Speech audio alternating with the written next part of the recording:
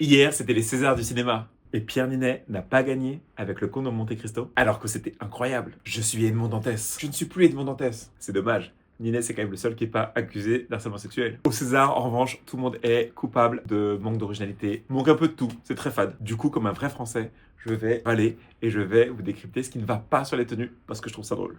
Sur ce premier monsieur, l'homme qui ne se taisait pas, le nœud papillon, il a l'air super cheap, c'est moche. L'écart de col autour du col de la chemise, c'est pas ouf.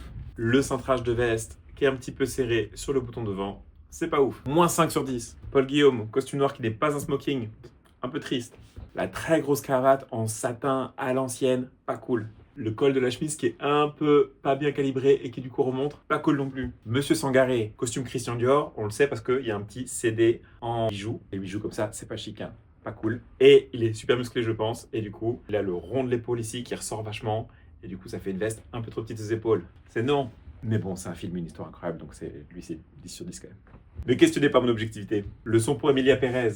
Bon, c'est pas mal, un petit 3 pièces noir, ça fait son effet, au moins il y a le 3 pièces qui envoie un petit peu de pâté, c'est quasi parfait, juste la cravate qui fait un peu peau de serpent, c'est pas terrible.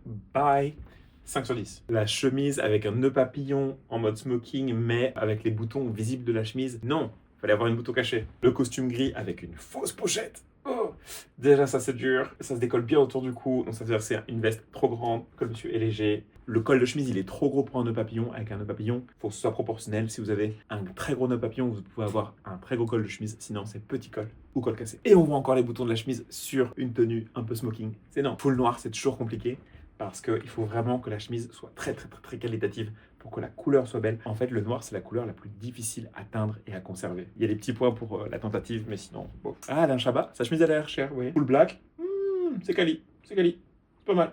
Juste les épaules trop grandes pour aller à la salle. Clément Ducol, veste col Mao, ça change, ça fait un petit peu ouvrier, c'est pas mal. Ah, le pauvre Cédric Fayol, là c'est tout ce que j'aime pas dans un smoking. Smoking avec une cravate, ça je comprends pas.